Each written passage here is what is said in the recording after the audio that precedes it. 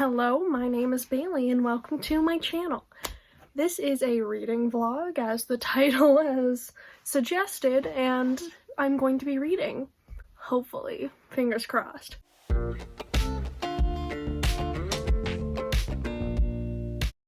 My school has completely shut down and we're now online, and online classes are starting tomorrow, so we're gonna see how that all goes. I have online classes for 3 days and I have spring break, so that's what we're dealing with right now in regards to coronavirus, because you know that's on everyone's minds. Another side tangent before I get into books. My hands are so dry and it is not fun. Like, they're just, I hate when my skin is dry, and even when I moisturize my skin right now, they're so dry that they just like drink up the lotion and then they're dry within like a minute again, and it's frustrating because I hate feeling dry skin, but I guess we gotta do what we gotta do to flatten the curve, you know? Do our part. So if you're not washing your hands until they're in pain and they're dry, try harder. Before I let myself get any farther into this video, and before I let you get any farther into this video, I just need to come in here and explain what is wrong with my face, especially in these beginning clips, because I look horrid. One, let's first go to my eye. It's this eye. It's my right eye. It's got these bags underneath it that make it look like, one, I don't get any sleep, which is probably true, and like I'm like 50 and have like wrinkles over my face, and I don't really know why that is. Like, yes, I don't sleep a lot, but my other eye looks okay. This eye always has like one line underneath it, just has always been there, but for some reason in this clip it is so pronounced that I can't stop looking at it, so I'm explaining it to you. And then onto my lip, you can see it here. I cut my lip accidentally, and all I can look at is that too. So, those two things explained. Now to get into what I'm actually reading and like what we're all here for. I'm currently actively reading 2 books. So I'm reading Pride and Prejudice as an audiobook currently. I'm 81 pages into this book, and it's like 300 something pages, and I am actually enjoying this. I've never read or seen Pride and Prejudice before. And so it's a pleasant surprise to actually be enjoying this and not have all of the language go like straight over my head. So that's just 10 out of 10. The audiobook, I'm not able to listen to it as quickly as I'd like to. I have to have it on 1.5 speed rather than 2 times speed because the narrator's speaking in a British accent and there's like the Old English portion of the writing, and so it's kind of hard to listen to quickly and still absorb the story completely. I hear you moaning and groaning. Do you want attention? But otherwise, I'm enjoying this. I also just discovered on Libby that you can listen to things quicker than 2 times speed. I've only ever used it where you just like click on the timer and it goes up by intervals of 25 or 0.25. You can go above 2. I think you can go up to 3. I didn't fully check, but I did not know that, and I'm going to definitely look into that later on for other reading.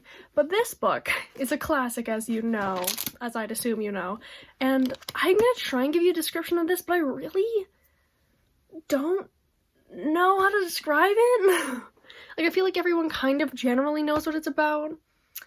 It's the, here's a nice sentence on the back to summarize it. It's the love story of Elizabeth Bennet and Fitzwilliam Darcy. I didn't know his name was Fitzwilliam. That's a pretentious ass name. He has too much pride and she's prejudiced, I do believe. I remember that's what the intro said was the point of the title. I'm not here to analyze this book right now, but I'm trying to read it. The other book I'm reading, which is like a complete 180 of like a classic, is this book, Fan Art by Sarah Tregay. And this is a very light contemporary, and it follows this boy named Jamie, and he is in his senior year of high school, and he finds himself in love with his best friend Mason, and it's like a LGBTQ love story is what it's pitched as, and honestly, I hate it. I'm on page 263, and there is 353 pages in this book, so I have like 90 pages left.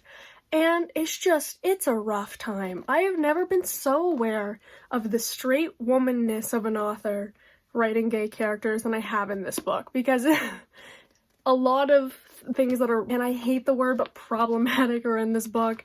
And just like a slight pet peeve of mine, this book doesn't swear at all, but it does use the F word as in like derogatory term for gay. And that's a choice to me, because it overuses the F word.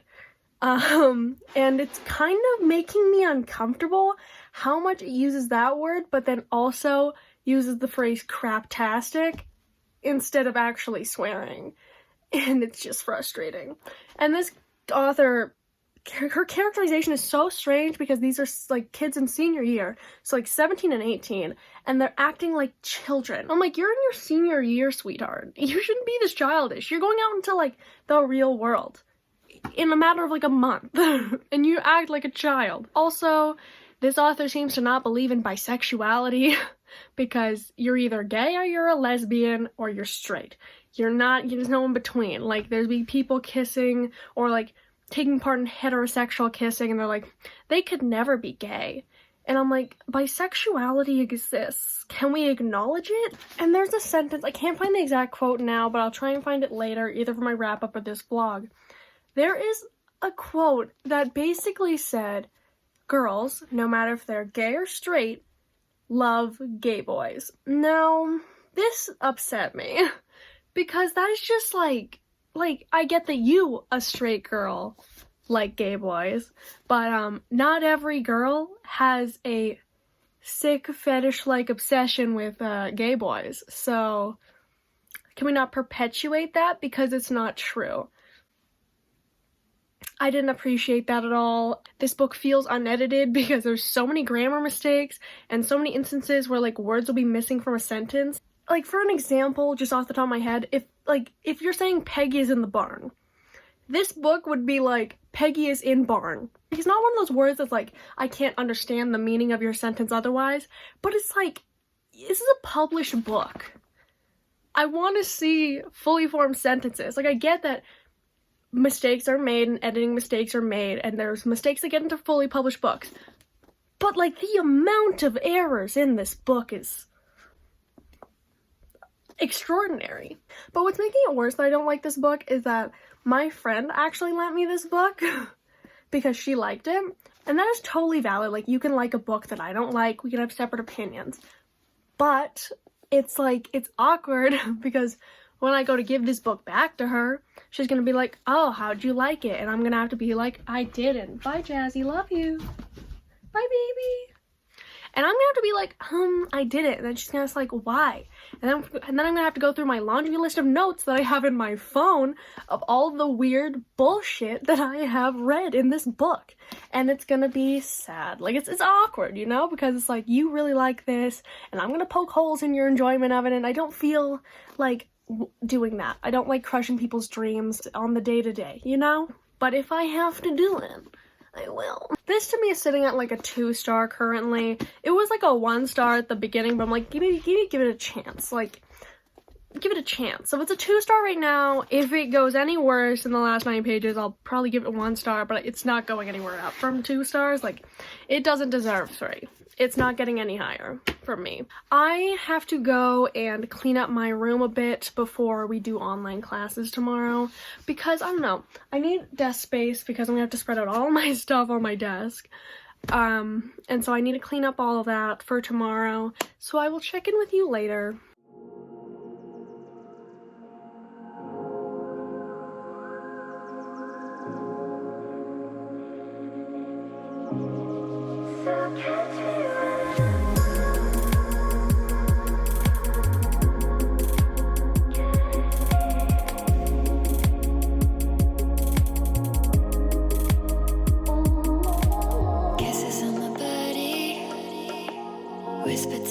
I finished this book like 10 minutes ago, and I've been procrastinating filming this clip because I feel like my brain is fried from reading this book. So I finished this book, and I gave it 1 star. So clearly I'm about to rave about it to you. I can't believe how horrible it was. And I have like a whole ass page of notes that I wrote up while reading this book, and I'm not going to go through the whole thing right here because this isn't supposed to be like a full-on review, but if you want to see a rant review, I can probably make that happen because I've got a whole ass page of notes that I wrote up while I was reading this book. So, a synopsis of this, just a brief one again. Jamie is in senior year of his Jamie is in his senior year and he is gay, and throughout this book he's in love with his best friend and he needs to come out to his best friend, and it's basically a gay coming of age story. Great. So let me get into the big glaring issues that I saw with this book instead of like the little nitty-gritty things that I would put into a more fleshed out review. One that is it sticks out to me and it pisses me off personally, but this book, there's so much bi erasure within it. Mason, the boy that Jamie's in love with, kisses a girl, and basically Jamie's like, he could never be gay, blah blah blah, and then at the end of the book, because you know how this book is gonna go, it's pretty predictable when you have these kind of books, it's like, oh, he's in love with the best friend, he's come out to him, they get together at the end. And he asked Mason, what was that whole thing where you were kissing that girl, right? And he's like, oh, I was just like, testing out kissing for when I kiss you. And that explanation is fine. But I wish that this book didn't cop out with that, that reasoning, because it feels like throughout this book the author doesn't think bisexuality exists. And again, I think this is also not an issue with straight people writing LGBTQ characters and LGBTQ stories, because you don't have to be part of a group to write about them all the time. But I think a lot of times, compared to Own Voices writing stuff that is not Own Voices, doesn't hit the nail on the head all the time. There's always exceptions in some people's opinions, like Simon vs. Homo Sapiens Agenda is written by, to my knowledge, a straight woman, and it's obviously acclaimed. A lot of people love it. I enjoy it as well. So it's not always the case, but I find it's sometimes the case. And with this book, it's never been more glaringly obvious to me that someone is straight writing gay characters in a gay story. Because things like the bi erasure, in which we can't acknowledge the fact that people can like both girls and boys, and they can kiss a girl but still love a boy. It got on my nerves. It just got on my little gears, and it was really upsetting to me. Another issue I had was a theme throughout this book, and it's kind of the running theme that pushes everything that kind of happens. And there's literally a quote. Let me find where the quote is. Okay, on page 77, this quote happens, and this is kind of when I knew it was a 1-star book. If there's one thing that girls, gay or straight, like, it's gay boys. That is such a not okay thing to be perpetuating and supporting. Because yes, I can clearly see that you, Sarah Tregay, like gay boys and seem to have a fetishistic view of gay boys from what your writing has shown me. But not every girl does, and if they do, they shouldn't. Like, I'm not here to kink shame, but I think that fetishizing a group of people is a kink that should be shamed. People who fetishize someone for their race, for their sexual orientation, I don't think that's okay. So, no. I hated that it was perpetuated, and it's a big deal to be fetishizing real people and real people's relationships. That's gross to me. There's a scene in which the art geek girls, which is a phrase that is used overly, it shouldn't be, it was just getting on my nerves. The writing was so immature, but that's irrelevant to this point. There's a scene in which these girls are in this club. It's a Japanese club. Basically, it's a manga club. Which, that's fine. But, again, it was perpetuating that people who like manga are also simultaneously obsessed with gay boys, and these girls are drawing on these whiteboards, this like softcore gay porn on the whiteboards in like hentai art, and I just thought that the way it was offhandedly presented, like it was okay. I just thought it was kind of not. Like, I thought that it shouldn't be portrayed like it's so chill for girls to be obsessed with gay boys, and I didn't love that.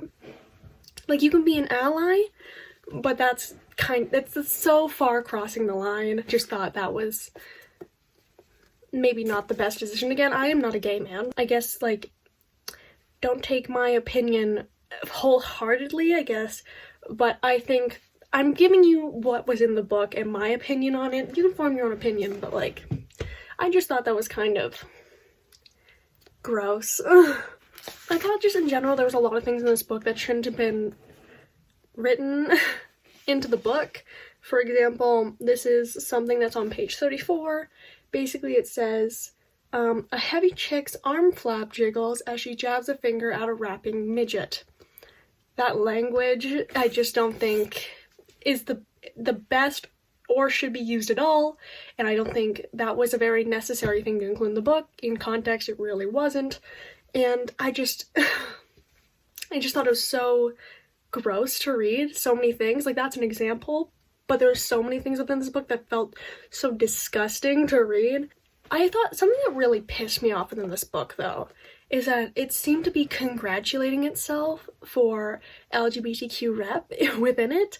There was literally a line, let me find it. On page 280, everybody flip to that page. I've got tons of LGBT sites bookmarked on my computer, some about straight washing YA lit. This line came across to me like the author was, like, congratulating herself for standing up for the gay community. Her straight self is standing up for this oppressed, discriminated against community, giving the gays a story. Like, maybe stop congratulating yourself when this book is not it, sis, okay? I just thought that was kind of gross, because I'm like, have you read the story you've written? Have you asked somebody about the representation you have in here? Because it's a little on the fritz. 1 star. I hated this book a lot, and if you want to see a rant review, because my notes are long, and that wasn't even all of it. That was, like, scratching the surface of what I've got here. But yeah, if you want to see a rant review, comment below, and I can definitely do that. But this book was bad. It's gonna be awkward giving this back to my friend who likes this book, but you know what? It happens. So, a book I've really wanted to pick up lately is This Mortal Coil by Emily Savada. I've had this book for a little while, and I've heard some really great things about it, and I actually started it a little while ago, but I never finished it. I, like, didn't get anywhere near close to finishing it, by the way. I was on page 65, so not very far in, I just, like, stopped reading it. I really wanted to get into this. I think it's because I haven't read sci-fi in a little bit, or dystopian-ish, sci-fi dystopian. But I really wanted to get into this. I also just signed up for that, like, free trial scribd thing, whatever, and they have the audiobooks, so that would probably help me get through this as well. So this book follows Katerina, and in this world, I think it's a futuristic version of our world, there is technology that allows people to hack their genes and basically alter their DNA. And Katerina is a gene hacking genius, and the reason she is because of her father, who was famously a smart dude. I think he was a gene hacker. Oh, he's a legendary geneticist, so he's, whatever, good at his thing. And in this world, there is a plague that has brought humanity to the brink of extinction, and her father was working on cures and such for this, and then he was kidnapped by this corporation. I don't remember what it was called. Carticus. So he was kidnapped by this organization, and Katerina hasn't seen him in 2 years, and then one day this Carticus soldier shows up and says, he first says, your dad's dead. And then he says that before he died, he had developed a vaccine. Basically, the soldier needs Katerina's help to release this vaccine and save humanity. And when I started this before, I really liked it. The only problem right now is that even though it's piquing my interest, I'm like, is it logically a good decision to read this right now? Because, you know, plague that's bringing humanity to the brink of extinction, and even though it doesn't sound exactly like what we're experiencing right now, I don't know if it'd be the best mentally to read a book about a world that has been brought to its knees by a global pandemic, while coronavirus is bringing us to our knees. It's obviously not as bad as a disease that makes you explode into this blood gut dust, but same idea in theory, but I really wanted to read this. I've had it on my shelves for a little while. I think the cover is beautiful. This is a trilogy to my knowledge. It might be a series, but I know there's 3 books out right now, and I think it's a trilogy. But I don't know. I've been in the mood for sci-fi because I haven't read sci-fi in a little bit, so I think I'm going to try and get into this. We'll see. I think this clip was a little long, and I think my voice was kind of whispery, so sorry for that. But it's nighttime, and my family's sleeping, and I don't want to get yelled at, because I'm not in the mood right now. Tomorrow's my last day of classes. They're shorter anyway, and they're online, so it's like, am I doing any work? No. But they're my last day of class until spring break, and I'm excited because I'm actually going to be buddy reading Crescent City over spring break, and I'll probably be like in a different vlog. But I'm excited for that, and I'm also excited to not have to deal with school during this whole like pandemic thing. It's been getting on my nerves, but I'll talk to you later. So, I don't even know if I'm gonna put this in this video, but I just need to say it. I feel like saying it out loud will make me be able to maybe somewhat get over it. This is also beautiful angles, Bailey. You always know how to do the best angles.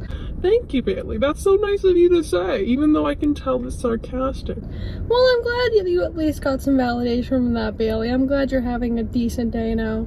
Yeah, that did brighten my mood a tiny bit, but it's still a bit bad. I get it. So, I'm in the parking lot of a grocery store because we need groceries, and I am fucking the designated sacrifice of the family. I don't know, I thought I was gonna be fine. I was like, oh yeah, driving to the grocery store, woohoo! And then I got here and now I'm sitting outside like a dumbass, and there's this old lady in the car next to me, and she's probably like, what the fuck is wrong with this kid? But I'm like scared to go into the grocery store, and it's not like, oh, I'm scared of people, they all have coronavirus. Oh, that's not it. It's just like the possibility that someone in there has coronavirus, their cough particles are gonna get on me. It's just the possibility. It's the unknownness, and it's, I don't know, it's stressing me out. Don't know what to do. Like, obviously I have to go in there because we need food. That was a cough from my drink.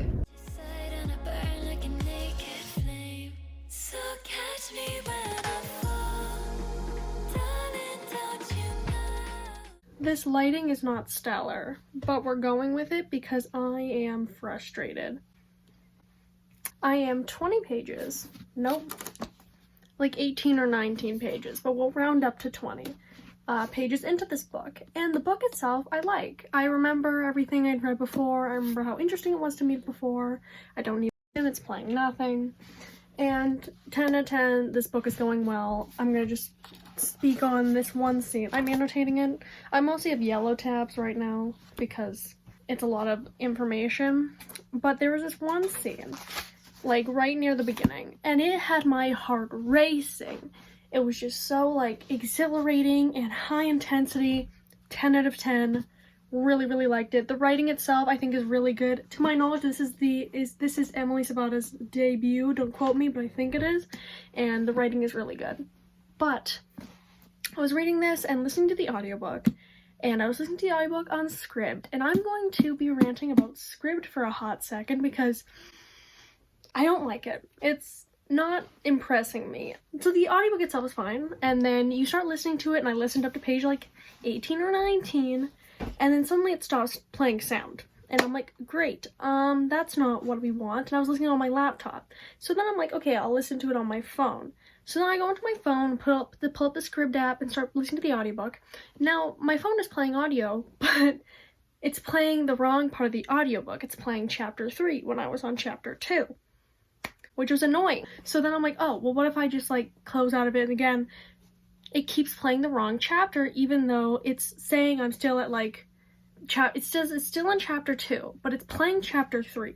So I'm like, what's going on here? So I'm like, okay, what if I click back to chapter 1? So now when I click on chapter 1, it's playing chapter 2. And now I'm just lost, and it won't play where I'm at, and so I'm done with the audiobook on Scribd because that service is glitching out, and I don't like it. Like, why is your app/site not working? You're pretty well known in the book community for ebooks and audiobooks and such, and there's all these glitches, and I feel like I don't hear a lot of people talk about them in like videos and stuff, but then I see like random tweets on Twitter, and I'm like, I didn't know didn't know that this was a mess. If you know why that's happening, or if it's happened to you and you fixed it, please tell me how you did, because it's frustrating, because I actually really like the narrator and I want to listen to the audiobook. But it's not working, and I can't get it from my library, and I don't have the resources to pay for it on Amazon because I am but a child without a credit card. I want the audiobook, but this book is really good. I like it a lot. The disease in it is very interesting to me because it's not really a spoiler. It happens in like the first chapter explained to you. So it's called the Hydra virus, and basically what happens is if you get infected, you blow up. Like, just, you blow up. It gets into your cells, and your cells, like, turn inside out and fucking explode. And then you become one of these dust clouds. So you can only really get infected from the dust clouds if you're less than a mile away or, like, wind, like, blows it at you. But yeah, then you get the virus, and then you fucking blow up like a grenade of human in a few days. And I thought that was actually really creative, because the way to get immunity from this disease, again, explained in the first chapter, I think this is such a creative and disturbing but creative and cool concept, is the way to get immunity from the virus is you have to eat the flesh of a infected person. And I think that is so delectably fucked up. And it's like, and I was just thinking about it while I was explaining it, it's like a twisted vaccine, because you know, if you don't know how vaccines work, here's a little science lesson with Bailey. Basic science. Not anything deep here. Vaccines are basically like, you're injecting into you. Oh my god, the anti-vaxxers are gonna hit me with like their fucking researched facts, like, causes autism. I took bio, and I'm taking bio. I understand this explains to you is not working. But basically, you inject the virus into yourself, not like the current one that's hurting people, but I think it's either a dead strain or a different strain of the virus. And then your white blood cells form antibodies to it, so then if you ever come in contact with the actual virus, you already have the antibodies to fight it off so you don't get sick. Or you don't get as sick. That's some basic science for you, for me, a 16-year-old high school student, and that was probably not worded very well, but you get the basic idea. But I just thought, like, that can be kind of compared to a vaccine, where you're ingesting the virus to be immune from the virus. And I thought it was cool. I just like really appreciated the creativity. I don't know, I thought for a YA book that was really, really disturbing, but so good. Like, I liked it. So I'm really enjoying this book so far. And I'm gonna try and see if I can get the audiobook somewhere else, because scribd has pissed me off. So here's what's up. I'm looking crusty, dusty, and honestly feeling musty, okay? Like, not feeling it right now. Yeah, I need to do this update because I need to end this vlog, and I'll explain that right now. I don't know why I segued like I was gonna get to it later. Basically, I got my period, TMI. I'm just pissed right now. Just generally, mood's shitty, tied in with that. Also, I'm like, I think it's a sign. I think it's a sign this vlog needs to end, like a new one should start, so we can just cut this shit off, because my mood is definitely not it right now. Another thing, I started Big Boy Crescent City, and I don't think it'd be wise to put this book into this vlog, because I feel like this is a lot, and this vlog is like, it's already like half an hour, so like this book will not fit into this vlog. And there's my reasoning. I'm cutting off this vlog, yay. I will be vlogging over spring break and while reading that book, but just not this one, so yeah. So I'm gonna be doing my makeup and chatting with you right now about things. I haven't read any more of this Mortal Coil. The reason is because I'm reading Crescent City, and I don't think I have the mental energy to read both a sci-fi dystopian and a like urban fantasy adult, whatever the fuck Crescent City is, at the same time, because Crescent City is taking a lot of brain power to learn and understand the world. So I'm taking the L on this Mortal Coil until I finish Crescent City, because I know I just posted a TBR for spring break, which is 2 weeks long, and I want to finish Crescent City over my spring break. So if I have any hope of doing that, I know I need to start it now. So that's why I've started now, and I've put this guy on the back burner. So as soon as I finish Crescent City, I'll get back to this, hopefully. It's just, we can't do them both at the same time. I will give you my first like few thoughts on Crescent City though, because I've read 89 pages, which is pretty good for me, like getting into a book, so go me. So if you don't know what Crescent City is about, It follows our main character, party girl Bryce Quinlan, who is 23 years old, and she's living her life, partying it up in Crescent City. And then one day, her bestie and close friends are murdered. And that's not great. She's a little sad about it.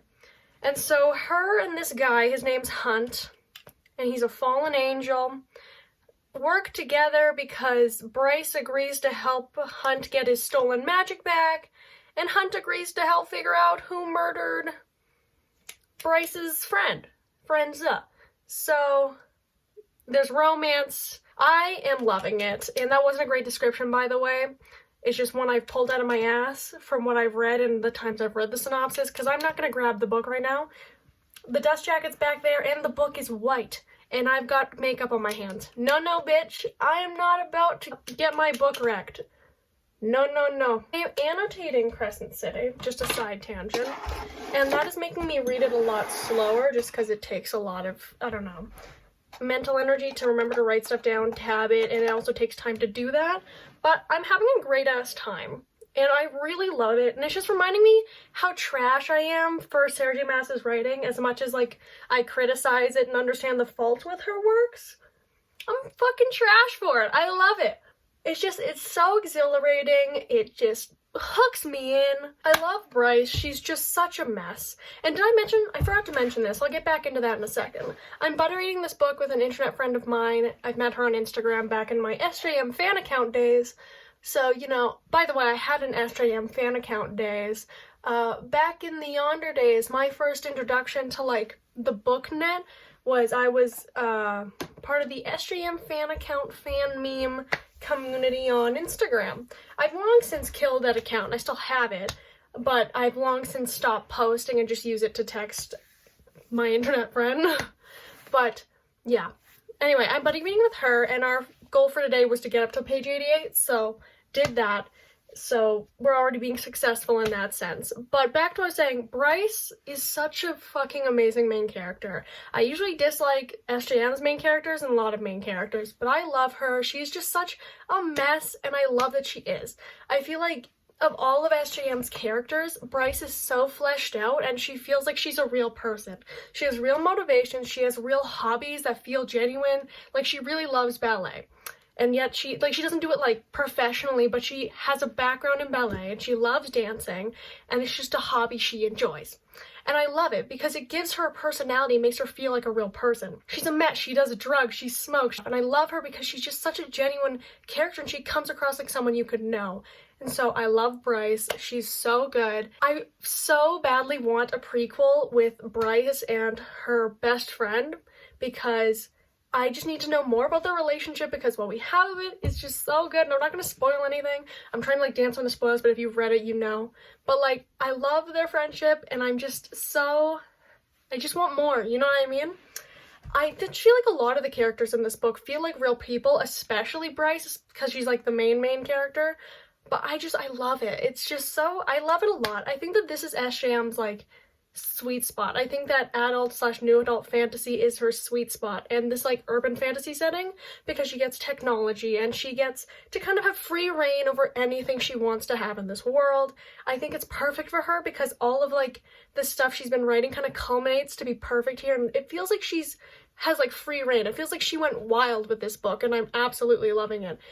These few pages, like the past like 100 or so pages, because I'm on page 89, so let's say 100, have been a lot of world building though. There's a lot of like actual exhilarating fucking scenes, but there's been a lot of world building. So reading this book in the beginning, at least, you have to have like a lot of brain power going into figuring out how this world works. So keep that in mind if you're going to be reading this book. I do not like Hunt though. He's the other main character. Like, I don't hate him per se, but I do not like him. He seems just like the cocky asshole type that Sarah J. Maas writes for love interests, and I am not really into that. Like, I really like Bryce because she seems like kind of breaking the mold a bit on SJM's main characters, but Hunt to me is giving the same vibe as her other male protagonist she's written, and I don't really like that archetype, but we'll see how he develops. But so far I'm really liking the world. with all like the mystical, magical creatures. And I'm loving Bryce, so I love her as a main character so, so much. So yeah, that's my thoughts on Crescent City. Yeah, that's all I've got to say. I didn't finish my makeup. I didn't even get close because I can't multitask and speak, so great. Yeah, I'm ending this vlog. I'll be back in videos to come. Stay safe, everyone. Wash them hands. And yeah, have a good day, night, whatever. I've been Bailey. Bye.